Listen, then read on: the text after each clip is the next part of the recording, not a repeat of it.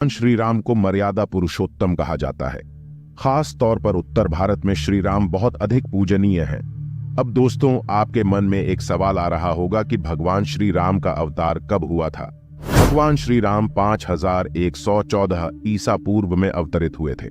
अगर आज से हिसाब लगाया जाए तो 7138 दिव्य साल पहले भगवान श्री राम अवतरित हुए थे। यह शोध महर्षि वाल्मीकि की रामायण में उल्लेखित उनके जन्म के आधार पर किया गया है। भगवान श्री राम पर यह शोध वैज्ञानिक संस्था आई ने किया है। इस शोध में मुख्य भूमिका अशोक भटनागर, कुलभूषण मिश्र और सरोज बाला ने निभाई है। इनके अनुसार 10 जनवरी 5114 ईसा पूर्व को भगवान श्री राम का जन्म हुआ था। हालांकि कुछ शोधकर्ता मानते हैं कि भगवान श्री राम का अवतार 7330 ईसा पूर्व हुआ था। भगवान श्री राम जी का जन्म अयोध्या के राजा के घर में हुआ था।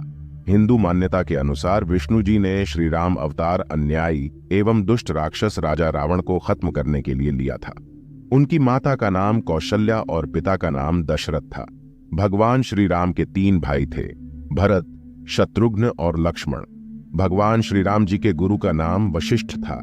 उनका विवाह माता सीता के साथ हुआ था। भगवान श्री राम और सीता जी की जोड़ी को आज भी एक आदर्श जोड़ी माना जाता है। भगवान श्री राम जी के 2 पुत्र थे, लव और कुश। श्री हनुमान भगवान श्री राम के सबसे बड़े भक्त माने जाते हैं। श्री राम और उनके तीनों भाई श्री भरत, श्री लक्ष्मण और श्री शत्रुघ्न ने गुरु वशिष्ठ के गुरुकुल में शिक्षा पाई। चारों भाई वेदों उपनिषदों के बहुत बड़े झांता बन गए। श्री राम ने मर्यादा के पालन के लिए राज्य, मित्र, माता पिता, यहां तक कि पत्नी का भी साथ छोड़ा।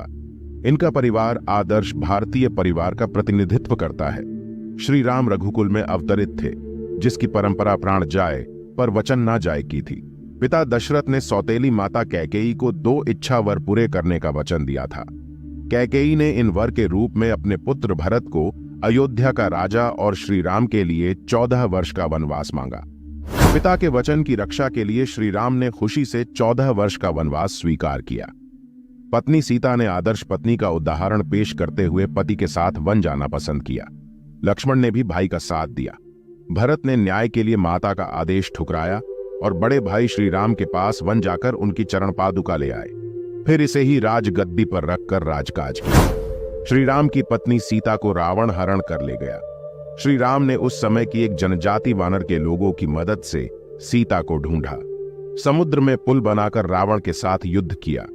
उसे मारकर सीता को वापस लाए। जंगल में श्री राम को हनुमान जैसा दोस्त और भक्त मिला, जिसने श्री राम के सारे कार्य पूरे कराए। श्री राम के अयोध्या लौटने पर भरत ने राज्य उनको ही सौंप दिया। श्री राम न्यायप्रिय थे, बहुत अच्छा शासन किया, इसलिए आज भी अच्छे शासन को राम राज्य की उपमा देते हैं। हिंदू धर्म के कई त्योहार जैसे दशहरा और दीपावली श्री राम की जीवन कथा से जुड़े हुए हैं।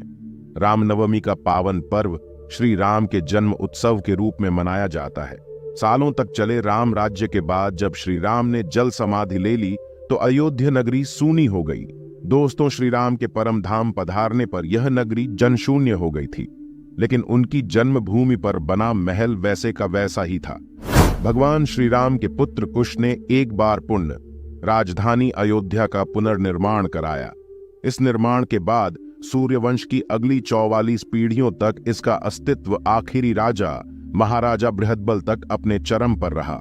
कौशल राज बृहद्बल की मृत्यु महाभारत युद्ध में अभिमन्यु के हाथों हुई थी। महाभारत के युद्ध के बाद अयोध्या उजड़ सी हो गई, मगर श्री राम जन्मभूमि का अस्तित्व फिर भी बना रहा। इसके कुछ वर्षों बाद यह पावन नगरी पुनः लुप्त हो गई। पौराणिक मान्यताओं के अनुसार लगभग 2500 वर्ष पूर्व उज्जैनी के राजा विक्रमादित्य जब यहाँ आखेट करने आए तो उन्हें उजाड़ भूमि पर कुछ चमत्कार दिखाई देने लगे। तब उन्होंने खोज आरंभ की और पास के योगी व संतों की कृपा से उन्हें ज्ञात हुआ कि यह श्री राम की अवध भूमि है। इसके बाद उन्होंने यहाँ श्री राम के भव्य मंदिर का निर्माण कराया, जिसमें काले रंग के कसौटी पत्थर वाले 84 स्तंभ थे। विक्रमादित्य के बाद के राजाओं ने समय समय पर इस मंदिर की देखरेख की। उन्हीं में से एक शुंग वंश के प्रथम शासक पुष्यमित्र शुंग ने भी मंदिर का जीर्णोद्धार करवाया था। पुष्यमित्र का एक शिलालेख अयोध्या से प्राप्त हुआ था, जिसमें उसके द्वारा 2 अश्वमेध यज्ञों के किए जाने का वर्णन है। अनेक अभिलेखों से ज्ञात होता है कि गुप्त वंशीय चंद्रगुप्त द्वितीय के समय और उसके तत्पश्चात काफी समय तक अयोध्या गुप्त साम्राज्य की राजधानी थी। गुप्तकालीन महाकवि कालिदास ने अयोध्या का रघुवंश में कई बार उल्लेख किया है। इतिहासकारों के अनुसार 600 ईसा पूर्व अयोध्या में एक महत्वपूर्ण व्यापार केंद्र था। कहते हैं कि चीनी भिक्षु फाहियान ने यहां देखा कि कई बौद्ध मठों का रिकॉर्ड रखा गया है। यहां पर 7वीं शताब्दी में चीनी यात्री हेनत्सांग आया था। उसके अनुसार यहां 20 बौद्ध मंदिर थे तथा 3000 भिक्षु रहते थे और यहां हिंदुओं का एक प्रमुख और भव्य मंदिर भी था, जहां रोज हजारों की संख्या में लोग दर्शन करने आते थे। इसके बाद ईसा की 11वीं शताब्दी में कन्नौज नरेश जयचंद आया तो उसने मंदिर पर सम्राट विक्रमादित्य के प्रशस्ति शिलालेख को उखाड़कर अपना नाम लिखवा दिया। पानीपत के युद्ध के बाद जयचंद का भी अंत हो गया। इसके बाद भारतवर्ष पर आक्रांताओं का आक्रमण और बढ़ गया। आक्रमणकारियों ने काशी, मथुरा के साथ ही अयोध्या में भी लूटपाट की और पुजारियों की हत्या कर मूर्तियां तोड़ने का क्रम जारी रखा। लेकिन 14वीं सदी तक वे अयोध्या में राम मंदिर को तोड़ने में सफल नहीं हो पाए।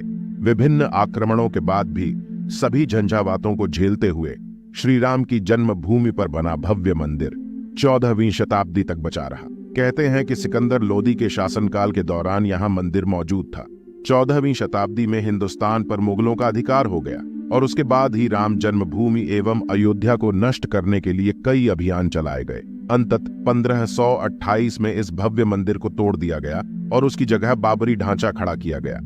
बाबरी मस्जिद में 3 गुंबदें थीं। कहते हैं कि मुगल साम्राज्य के संस्थापक बाबर के एक सेनापति ने बिहार अभियान के समय अयोध्या में श्री राम के जन्म स्थान पर स्थित प्राचीन और भव्य मंदिर को तोड़कर एक मस्जिद बनवाई थी, जो 1992 तक विद्यमान रही। बाबरनामा के अनुसार 1528 में अयोध्या पड़ाव के दौरान बाबर ने मस्जिद निर्माण का आदेश दिया था। अयोध्या में बनाई गई मस्जिद में खुदे 2 संदेशों से इसका संकेत भी मिलता है। इसमें एक खास तौर से उल्लेखनीय है। इसका सार है, जन्नत तक जिसके न्याय के चर्चे हैं, ऐसे महान शासक बाबर के आदेश पर दयालु मीर बकी ने फरिश्तों की इस जगह को मुकम्मल रूप दिया। बाबरी की याद में बाबर का स्वास्थ्य भी खराब रहने लगा। 16 दिसंबर 1530 को बाबर की मौत हो गई। हालांकि यह भी कहा जाता है कि अकबर और जहांगीर के शासनकाल में हिंदुओं को यह भूमि एक चबूतरे के रूप में सौंप दी गई थी। लेकिन क्रूर शासक औरंगजेब ने 1660 में अपने पूर्वज बाबर के सपने को पूरा करते हुए यहां भव्य मस्जिद का निर्माण कर उसका नाम बाबरी मस्जिद रख दिया था। श्री राम जन्मभूमि पर जहां मस्जिद का निर्माण किया गया, वहां के आसपास के कई स्थानों पर पहली बार 1853 में दंगे हुए। इसके बाद 1859 में अंग्रेजी प्रशासन ने विवादित स्थान के पास बाड़ लगा दी और मुसलमानों को ढांचे के अंदर, वहीं हिंदुओं को बाहर चबूतरे के पास पूजा करने की इजाजत दे दी। अयोध्या श्री राम जन्मभूमि का असली विवाद 23 सितंबर 1949 को तब हुआ जब मस्जिद में भगवान राम की मूर्तियां मिली। इसे लेकर हिंदू समुदाय के लोग कहने लगे कि यहां साक्षात भगवान राम प्रकट हुए हैं। वहीं मुस्लिम समुदाय के लोगों ने आरोप लगाया कि किसी ने चुपके से यहां मूर्तियां रखीं। ऐसे में यूपी सरकार ने तुरंत मूर्तियों को वहां से हटाने के आदेश दिए, लेकिन जिला मजिस्ट्रेट के नायर ने धार्मिक भावना को ठेस पहुंचने और दंगों भड़कने के डर से इस आदेश में असमर्थता जताई। इस तरह से सरकार द्वारा इसे विवादित ढांचा मानकर ताला लगा दिया गया। 6 दिसंबर 1992 को वीएचपी और शिवसेना समेत कई हिंदू संगठन के लाखों कार्यकर्ताओं ने विवादित ढांचे को गिरा दिया। इससे देश भर में सांप्रदायिक दंगे हुए और हजारों की तादाद में लोग मारे गए। यह दंगा ऐतिहासिक रहा। 2002 में गोधरा ट्रेन, जो कि हिंदू कार्यकर्ताओं को लेकर जा रही थी, उसमें आग लगा दी गई और करीब 58 लोग मारे गए। इसे लेकर गुजरात में भी दंगे की आग भड़क गई और 2000 से अधिक लोग इस दंगे में मारे गए। 9 नवंबर 2019 को सुप्रीम कोर्ट के 5 जजों की बेंच ने श्री राम जन्मभूमि के पक्ष में फैसला सुनाया।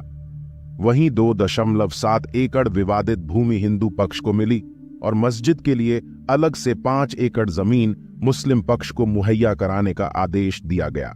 25 मार्च 2020 को पूरे 28 साल बाद रामलला टेंट से निकलकर फाइबर मंदिर में शिफ्ट हुए और इसके बाद 5 अगस्त को भूमि पूजन किया गया। अब एक बार फिर से श्री राम की जन्मभूमि अयोध्या में रामलला का भव्य मंदिर बनकर तैयार हो चुका है। 22 जनवरी 2024 को रामलला के भव्य मंदिर का अभिषेक होगा। इस तरह से सालों साल चले इस विवाद का अंत होगा और रामलला की पूजा आराधना की जाएगी। करीब 500 साल के लंबे इंतजार और कड़ी लड़ाई के बाद आखिरकार 22 जनवरी 2024 को श्री राम जन्मभूमि अयोध्या में भव्य राम मंदिर का अभिषेक समारोह आयोजित किया जाएगा। यह सनातन प्रेमियों के लिए भक्ति, खुशी और उत्साह का पल होगा। यह अवसर एक त्योहार के समान होगा।